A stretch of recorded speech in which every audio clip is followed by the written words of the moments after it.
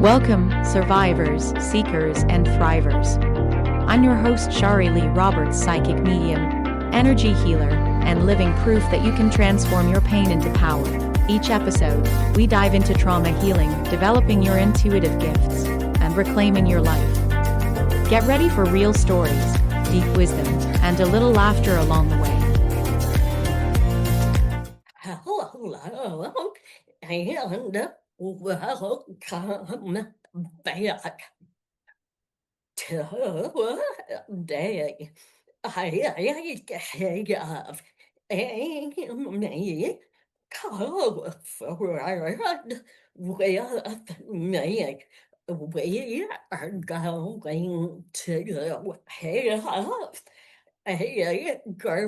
great time. Amy is a long time hypnotist doing it both clinically and on stage globally. Looking at her today, you would never know that at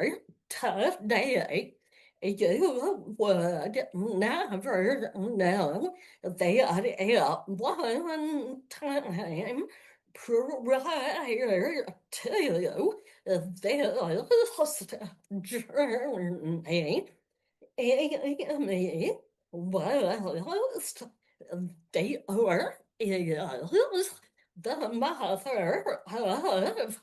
She stayed at home to raise them while doing that. She dealt and suffered severe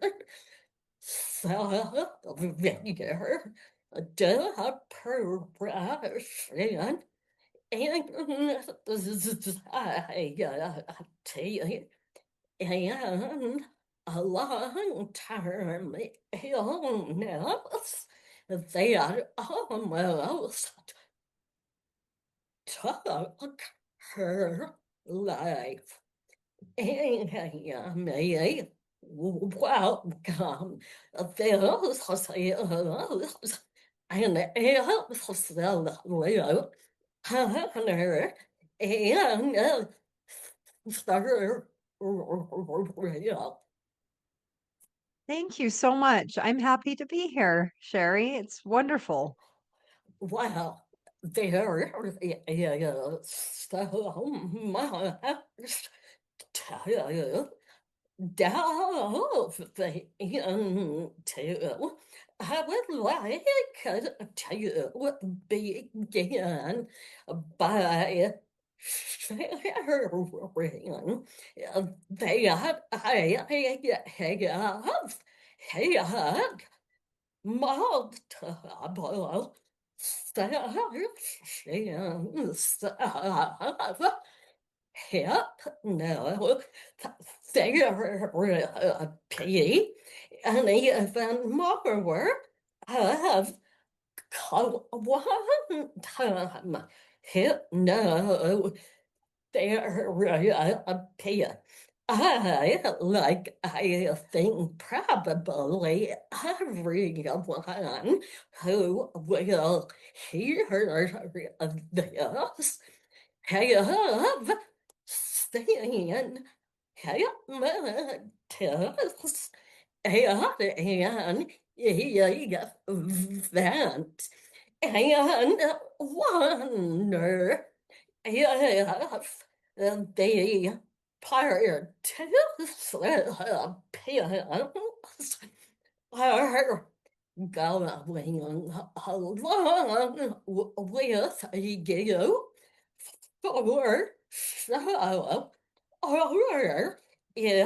show, or if they are legitimately hypnotized. How do you know? whether someone is or is Okay. Yep, that's a great question. First of all, I had to kind of learn as I went along doing more and becoming more and more skilled and experienced. The part of that is that I have to set them up to know what it's going to be like. yeah. In the past, I would just hypnotize them. I would trust that they knew that they were hypnotized. And I learned that no, sometimes. So when I was brand new at it, they'd say, I don't know if I was hypnotized or not. And I'd say, oh, you were, right? Yeah. And so the proof was in the results. They would get the results that they wanted. So I'd say, well, see, you were hypnotized. Yeah. Nowadays, and for the last several years, I set them up to know what it's going to be like. And that way they don't have any of those questions in their mind. For me as a hypnotist, how do I know if someone is hypnotized? Well, first of all, everyone is hypnotizable. I've never had a single person ever that could not be hypnotized, and I've done thousands of sessions. And so there's a lot, right? It's just easy for me after doing so many sessions with people. There's just a certain way, their eyes, their body, their face.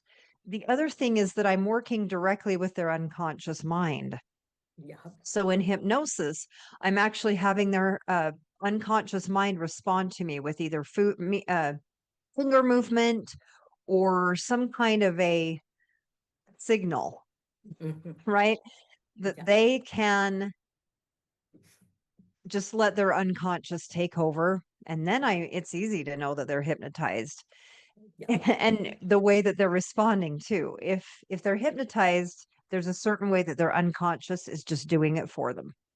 And if they're not, then it's easy to tell that too. So yeah, there's just a lot, and it's just easy to tell, right? Like there's just a Yeah. way that they look. And so what happens a lot is that I can, with new clients going into the first session, right? It's all new. They're expecting it. I've set them up to say, there is no one way that hypnosis feels for everyone. What you have to know is just relax and follow my instructions. And if you are sitting there with your eyes closed and thinking, I don't know if I'm hypnotized because I feel like I'm just sitting here with my eyes closed, you just have to know that you are hypnotized and that sometimes that's just how it feels to people. They feel like they're just sitting there with their eyes closed, and that's okay. What you'll notice is that you get the results, and that tells you that you were in that state, that hypnotized state. What happens is that a lot of people expect it to be a certain way because of what they've seen on television shows or movies or even hypnosis shows, which I do. I do stage hypnosis shows. Yeah. And so they go into it expecting it. So I have to give them realistic expectations. You may, for you, it might just feel like you're sitting there with your eyes closed. So if you're doubting, if you're hypnotized, just throw that out the window and know that you are, because I'm guiding you there. And if you're not, I just keep on guiding you there without you even knowing that I'm doing that until I can see that you are. Nice. Now, how long have you been doing this? And why don't you, if you're okay,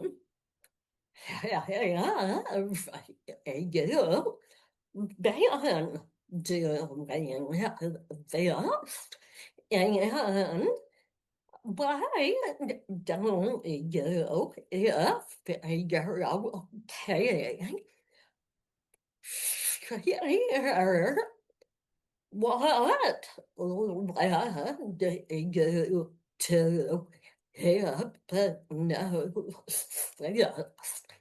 Well, study more daily that healed you, or were just kind of take us back to how you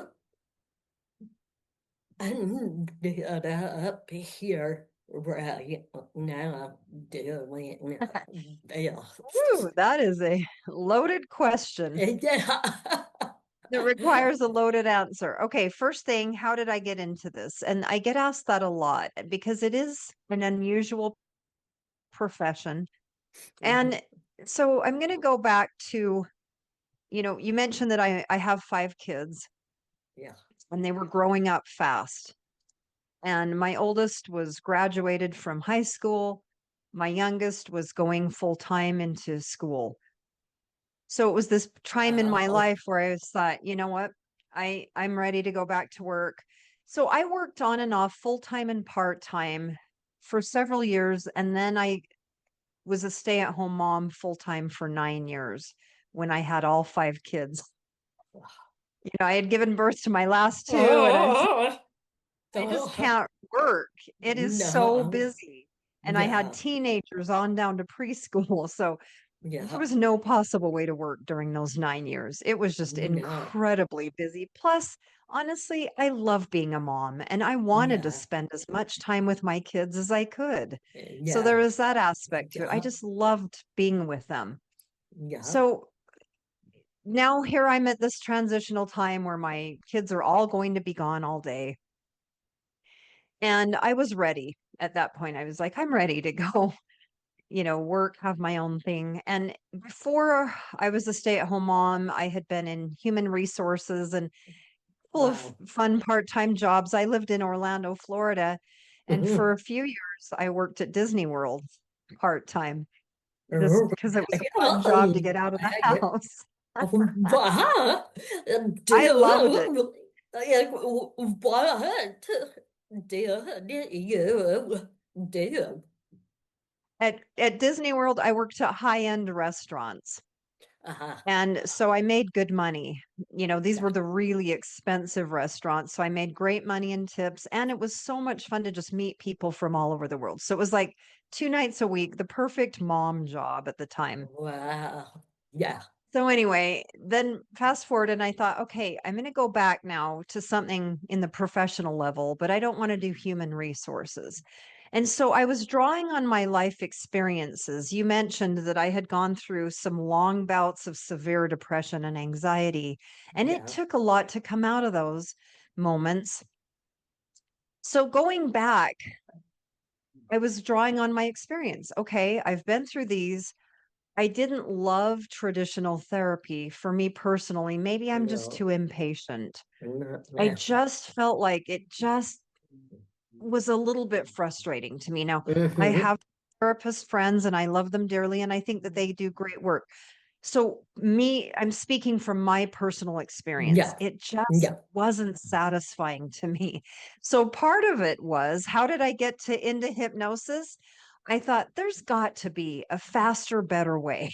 Just again, Nice. I'm that kind of a problem solver. So part of the reason Yeah. I was frustrated with traditional therapy is like, this is taking too long. This isn't doing it for me. And so Yeah. I started to study it. I started to look into it. And at the time that I was doing this, researching, hey, I want to look into hypnosis.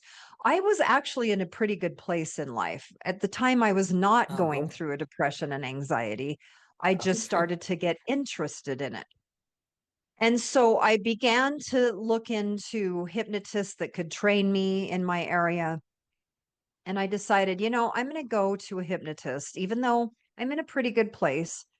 I'm not depressed right now or having anxiety, but I want to go see what it's like. So I found a local hypnotist and went as a client, Mhm. and I really liked it. And we did work on some things and it helped me a lot. And so I thought, okay, you know what? Somehow I just feel compelled to do this. I can't explain it. Mhm. I just feel this pull Yeah. towards it. And sometimes in life that happens. Now, I will Mhm. add to that that at the time that I was in this transition state with my kids growing up and me getting ready and thinking I want to find something. I was putting it out there in the universe too. Yeah. I was putting it out there, hey, universe, and praying, hey, God, I would love to know, what am I here to do? I love my kids and I know that that's important, but I know that there's more. Something inside of me says that I am meant to do great things here. And so I was kind of asking, and for a few months, I just kept asking the universe and praying about it. Yeah. And so that was part of it. I just kept feeling this, why am I interested in hypnotism? And so I found somewhere to certify. So I did 3 months of training. And one of the days in that training, one day I was there. So it was actually pretty intense. It took 3 months and it was about 13, 14 hours a week. And so it was quite a bit. And one day when I was sitting in class, I literally said, "What in the hell am I doing? A hypnotist? Yeah. Doing? Yeah. Is anyone going to be open to trying this? I live in a pretty narrow-minded area. Yeah. What am I doing?" And the interesting thing is that when I was like questioning that in my mind, I had just a really strong, I don't know what you want to call it, the voice of God or something, right? That Yeah. said in my head very strongly, this is important. You're going to help a lot of people, and I want you to do this. Yeah. And it was so strong. It was one of those few times in my life where this has happened, that I literally was looking around me to see, Yeah. holy cow, who said that? Well,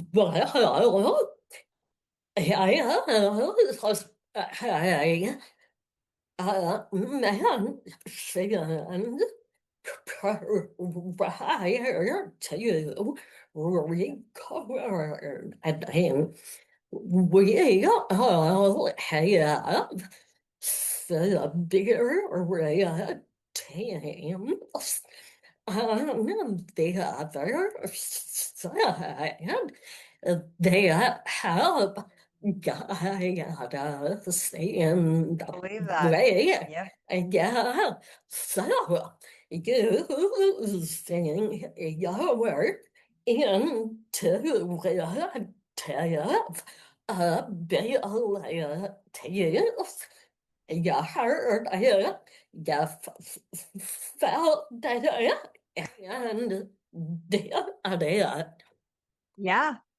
It's interesting how I just didn't quite know if I was being guided to that until that moment, right? Yeah, Like when I was yeah, questioning it, what the hell am I doing? And yeah, in that moment, like it was really convincing. All you listeners, I hope that you've had these kind of experiences at least a few times in your life. For me, it's yeah. only been a few times, but that Wow. was one of those times when it was really sure, right? Like there was Yeah, no question other than I was like, who said that? yeah, And sure enough, as soon as I certified and started seeing clients, it was working. And I was seeing miracles, and it was so rewarding that I just fell madly in love with it. I was like, yeah, this is what I've been looking for. It works, and it works fast, and it works extremely well. yeah, Now that I know this, and now that I love it so much, I yeah, want to be the best hypnotist in the world. yeah. So then I went on this whole journey of training, and here we are where I've done a lot with it, where now I'm one to many because I want to help more people. I still do the occasional one-on-one sessions, but I really want to help millions of people Yeah, because they need to know that it's okay, that they're going to be okay. yeah. And every one of us needs that reassurance and that guidance at some time in our lives. So Yeah, true. Forward, we go deeper into the hypnosis. Can you share what was the cause of your depression and anxiety?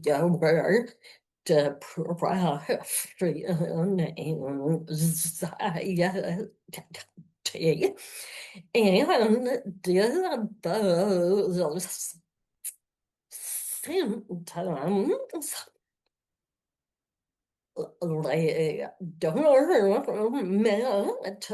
from trauma long ago and then just came out? And at what point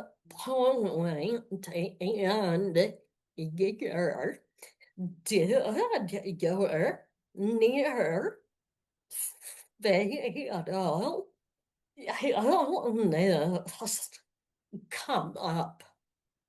Okay. Yeah, let's talk about how I'm human, Yeah, right? yeah, Like how I've had some really hard experiences. You yeah. asked what caused the depression and anxiety. Honestly, every one of them, it was more physiological than psychological. However, add to that the fact that I was raised in a religious way that made me feel like I was never good enough. So I had a lot of self-negativity dialogue going on inside, which certainly does not help, No, right? When no, you're already, no. when that's the Well, communication with yourself that's yeah, going on inside your head, it's going to lower your vibrational frequency. It's going to have you in this negative state a lot. So let's make sure that we know that too, that there was some yeah. psychological and physiological. So the first time that I went through a severe depression was before I had any kids. And I didn't even know what happened. I didn't know what hit me. I had never been through anything like this before. Wow.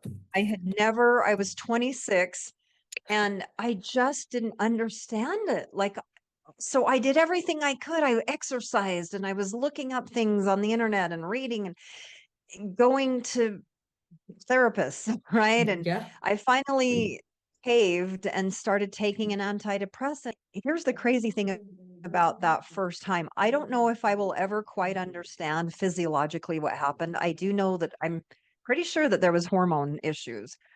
And what pulled me out of that was pregnancy.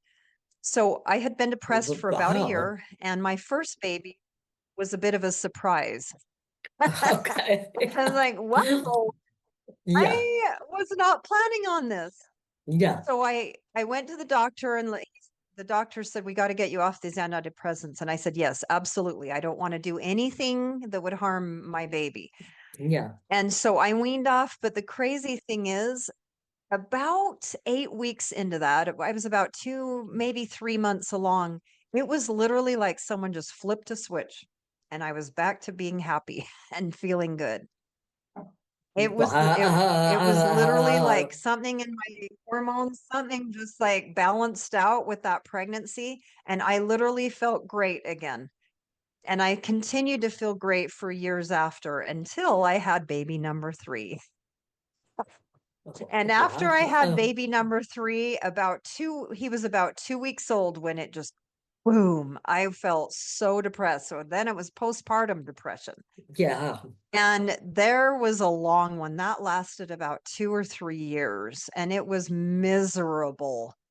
So what Wow. happened with that is that I immediately went to my doctor and he put me on an antidepressant, and I hurried and started taking that because I was just so not well.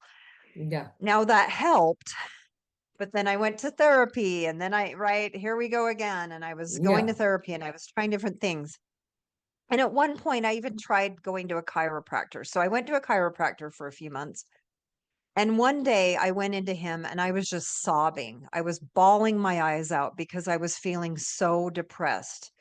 And he said to me, I think that there's someone that you need to go see. Because he could just see that the chiropractor approach wasn't working either. Yeah. Yeah. He said, I'm going to give you a name of someone that I think is going to help you. And she was a medical doctor, like a licensed, honest to goodness, real medical doctor. Okay. But she Mhm. also was holistic too. Nice. So I went to her, and the first appointment with her, I was kind of crying and telling her how it's been 2 years at this point that I've struggled with depression and anxiety. Everyone I see just wants to put me on more antidepressants, and it's Yeah. not working. Mhm. And I said, you know what? And I know it's hormonal. And she looked at me and said, well, of course it is. And that's the first person that, here I had gone to all these men doctors where I'd say, it's hormonal. I know it is. And they'd say, oh, yeah, here, take another antidepressant. Yeah. And Yeah. that's all I was getting, no matter where I went. So finally, I get a Yeah. woman that's like, well, of course it's hormonal. And she proceeds to get out a piece of paper and a pen and draw different estrogens. There's estrogen 1, 2, 3, and, Mhm. giving me an incredible education on women's hormones. And she put me on hormones, and I started to feel better within a week for the first time in 2 years. Wow. So then with that woman, I did a lot more than that. I had to learn to eat certain ways and to, so we had a whole comprehensive experience there. Certain supplements. Nice. I had to start taking probiotics because I was susceptible to strep throat. I would get strep, I would have to take a round of antibiotics. And Ah. so that so they're like, we got to get you starting to take probiotics. And so again, it was a whole journey of getting well. And so then I felt really good for years after that until I got sick. So you asked, when did I get that near fatal illness? Yeah. It was 10 years ago. And I can't say a lot, but because of legal things, but it was a medical device. And so I got really sick, like, suddenly. And, at first I thought, oh, I just don't feel good. And so kind of take it easy for a day or two, but it just kept getting worse and worse and worse. 9 months into it, I could feel myself just keep continuing to decline. And I thought, I don't know what to do. I've been to a million doctors. We've tried everything. I just don't think I'm going to make it. Now, at the time, all Wow. 5 kids were living at home. My youngest was 3. Oh, man. And by the way, when I had babies number 4 and 5, I felt great. Zero postpartum depression with either of those last two. So that was great. Yeah. But anyway, uh, I didn't know what to do. And so I just said, God, I'm going to die. I'm going to leave these 5 kids. I don't know what else to do. I've done everything I can possibly do to try to get well. Yeah. So I went to a specific doctor who is a very specialized field. Like, there's only a few of them where I live. And long story short, I had to get a surgery that removed some things. And it was killing me. And had I left it in, had I not had this surgery, I would not be here because I was very close to catastrophic. Wow. Right. Wow. I can't go into details, but there was Yeah. I was very close to something catastrophic, something tearing open. And that's what would have killed me. And I was this close to that moment where if this organ would have torn open, Yeah. I would have Yeah. died within, Yeah. hours or days at most. And so after that, so while I was sick with that, I was extremely depressed and having panic attacks like every second. And there was not much I could do about it. I couldn't tolerate any supplements. I couldn't take anything. I just couldn't. And I lost a ton of weight. I was extremely thin. So there was not much I could do. We didn't know what it was, Yeah. and I couldn't take any supplements to help or anything that had worked for me before. So what helped me get over that depression was getting well physically, right? I had to Yeah. heal after that long, it ended up being almost a year. And so that's how I came out of all of them. And even just a couple of years ago, I was noticing that I was just feeling a little bit blue and it was bugging me because I thought I know what to do. So I increased my estrogen and I started taking healthy big doses of vitamin D and vitamin and methylated B, and that pulled me out of it. And that was kind of a mild depression, right? But Yeah. it was just nagging me. I'm like, I can Yeah. I feel just a little depressed, and so that's what pulled me out of that one. And so that was a few years ago. Again, so every time was a journey of learning more and more and more. And at some point in there, I learned how to love myself with hypnosis, right? Like I had to get that negative self-talk because Yeah. when you've got negative loops going on inside of you, it is just Mm. not going to make you happy or peaceful. No. So I No. had to also, in addition to all the physiological stuff, I also had to get psychologically in a much better place. And so I'm going to share this story just real quick. It's actually in a book called The Gifts of Pain where I did the chapter about this. And what happened is that I went to a hypnotist. This was after I was a hypnotist. Okay. Okay. Um, I w- she offered me, as part of this is who I certified with, and so she offered a discount. And I thought, I would love to do this because there's still more I want to work on with myself. Interestingly, in this hypnosis session, I don't even remember what we were doing in this session, what it was about. But as I was in hypnosis, I could see something in my peripheral over here. Something kind of, I couldn't look directly at it, but it was compelling. It was something that was intriguing me in my peripheral vision. It was over here. And I was not even really paying attention to what the hypnotist was saying because I'm like, what is this over here? And at some point, I had this startling realization, oh my gosh, that is me. That is my highest self. Like Yeah. that's me without this body. Like that's me as pure essence, me, right? Yeah. And and it hit me like lightning. Wow, that's me. And something just so changed dramatically in me because I was like, wow, she is beautiful. She's amazing. She's strong. She's powerful. She's confident. Right. And on and on and on. She is so powerful. I could easily love her. Uh, Right. And so at that yeah. point, after that, like I didn't criticize myself anymore. I didn't feel like I wasn't good enough. Now, yeah, sometimes things like that still creep up occasionally, but I'll tell you, it got so much better after that because I thought I am good enough and I'm not Yeah. going to let anyone or anything make me believe otherwise.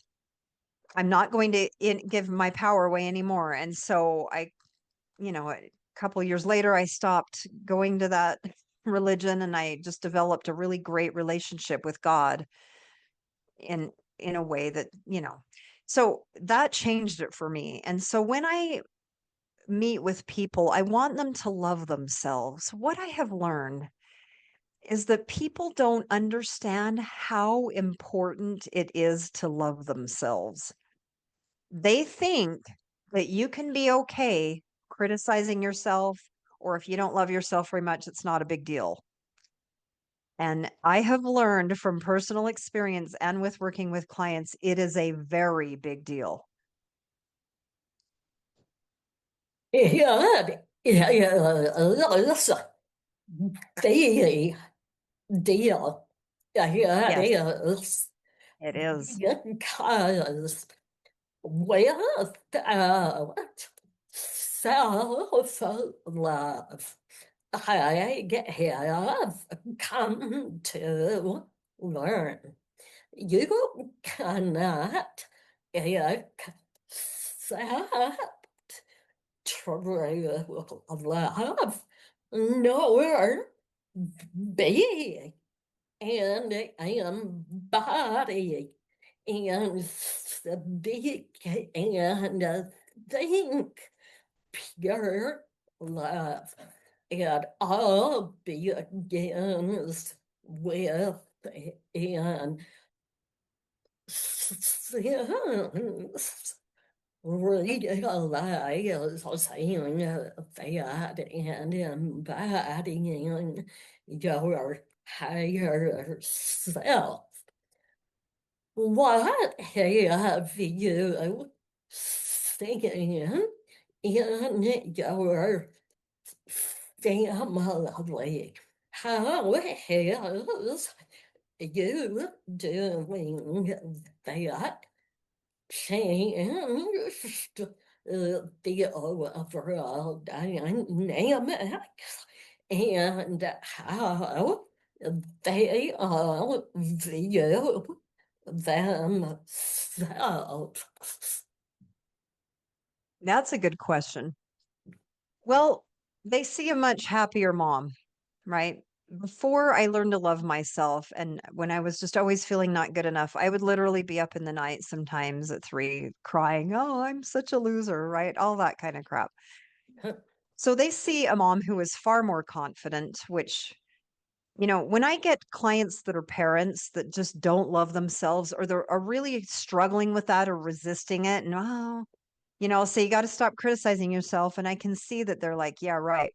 I'll say, Yeah, "Look, do you want your kids to love themselves?" And they'll say, "Yeah, of course." And I'll say, "Guess what? You have to love yourself." yeah, They know. Kids are smart. They can tell yeah, if you do or yeah, not. So the yeah, best thing that you can do for your kids is learn to love yourself. So yes, I know that my younger kids see a more confident me, right? They see me go out and do motivational speeches or podcasts or webinars or hypnosis stage shows. I wrote a book that's a bestseller. yeah, So all those things help your kids know mom feels good about herself. yeah, yeah, And so whenever they struggle, which thankfully they don't seem to, once in a while they'll come to me for advice, but overall I don't see them being underconfident or not feeling good enough. And yeah, I'm glad. yeah, yeah. I don't know that when my two daughters were young and growing up, I presented as a confident successful woman. And I mean, I had a great job, had friends, was close and close with my girls. But what has come to my attention is what you also talked about is one thing to present one way, but our children definitely read the other energy, the truth of how we think of ourselves. So I love that your kids didn't, you know, get into that too much, but that you did all of the right things that gave them the confident, unconditional love, Yep. foundation. Thank you. Yes. I mean, I look back and I think, wow, I could have done so much better had I have been healed and truly invite all that I did and proclaimed. Um, Yeah. but I know. I thank, understand. I could have done thank, more too with my older kids, but I was in a place that wasn't, yeah, but they turned out great. My yeah, oldest is now 26 and he's really confident. He's funny, he's got a great sense of humor, he's uh, successful. And so yeah, like, and my other kids, yesterday was one of my other kids' birthdays and he's just a uh, ray of sunshine. I'm so proud of uh, him. He turned 22. uh, I'm happy with my kids. They are amazing. uh, love They're it. my everything, I just Yeah, love my kids so much. yeah, So yes. mine too. Now we are almost out of time. Why don't you tell us the name of your book Okay. where people can buy it and what they'll get out of it? Okay. I would be happy to. So here's my book, and it's got the nice little bestseller Hardwired. label on it.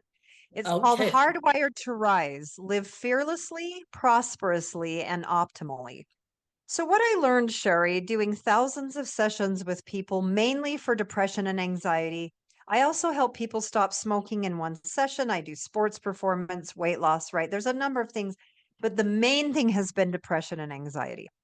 Good. Now, what I learned is, one day I discovered, oh my goodness, it's fear.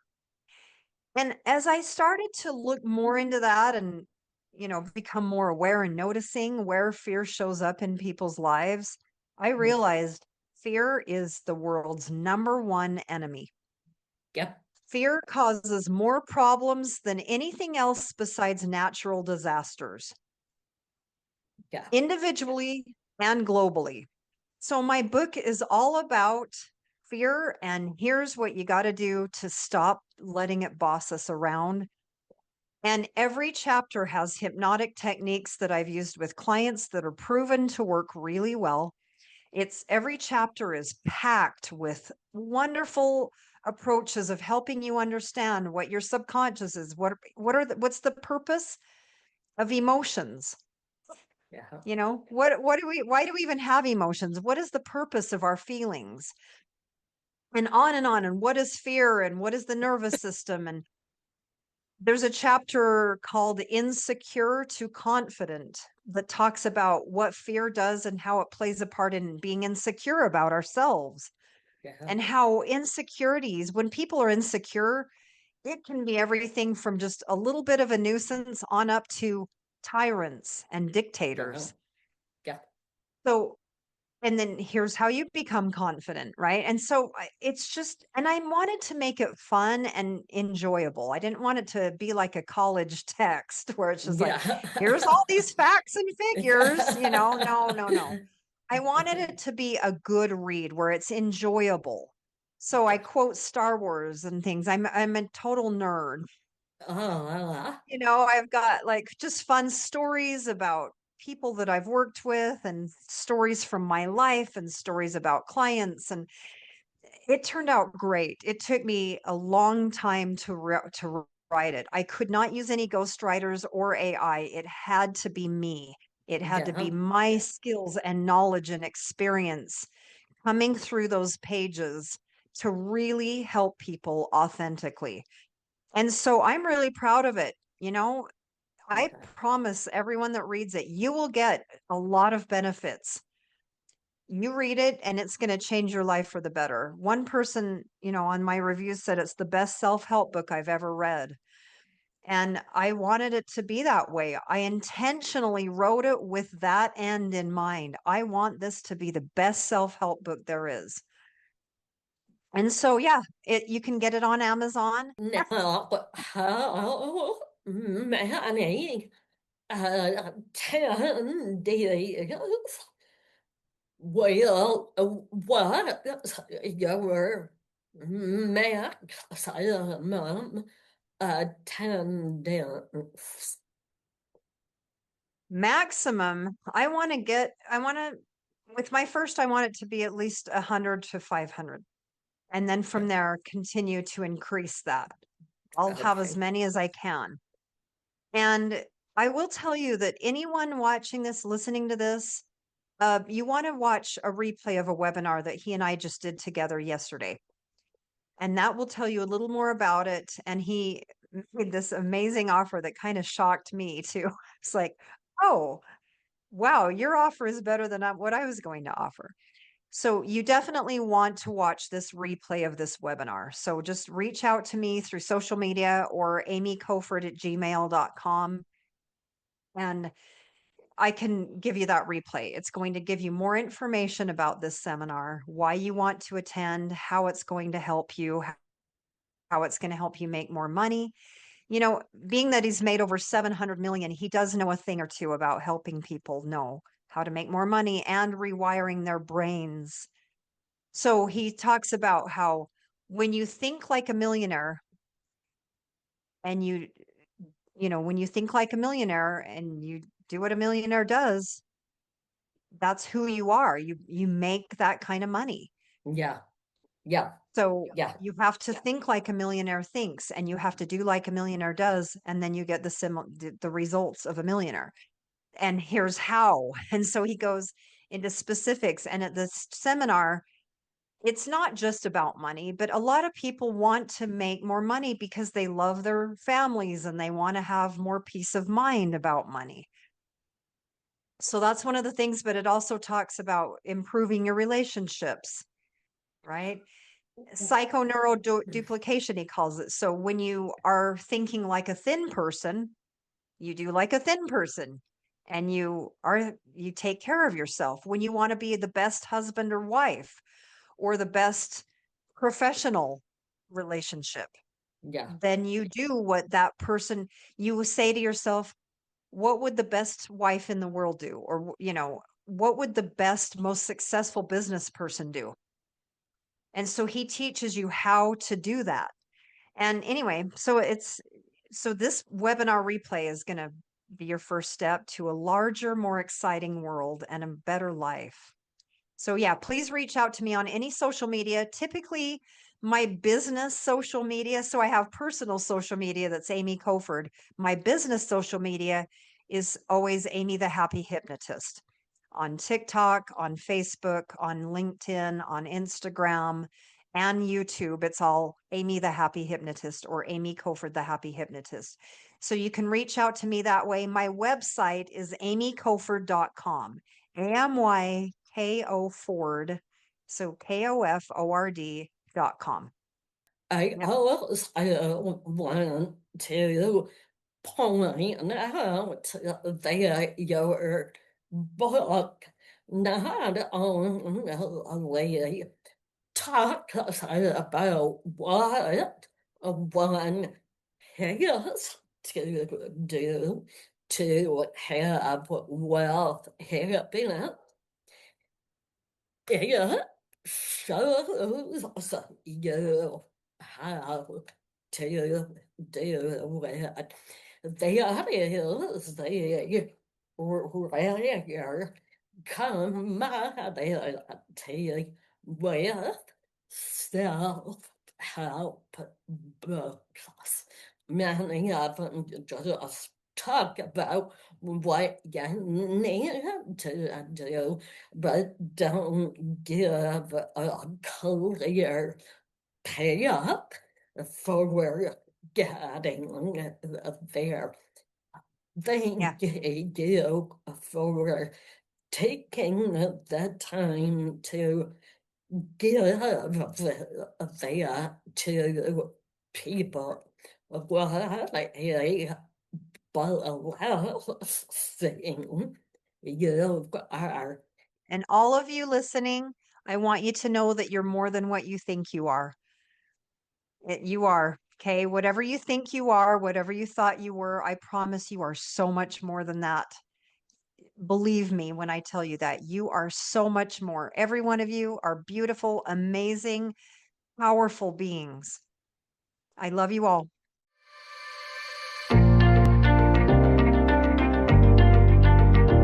Thank you for listening.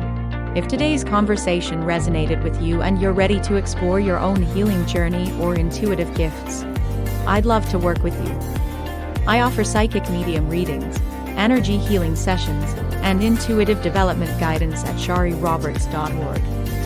And if you're not quite ready for a session, but want to be a part of the conversation in a supportive community, join my private Facebook group. The link is in the show notes. You can also connect with me on LinkedIn, Facebook, and Instagram. This is Shari Leigh Roberts.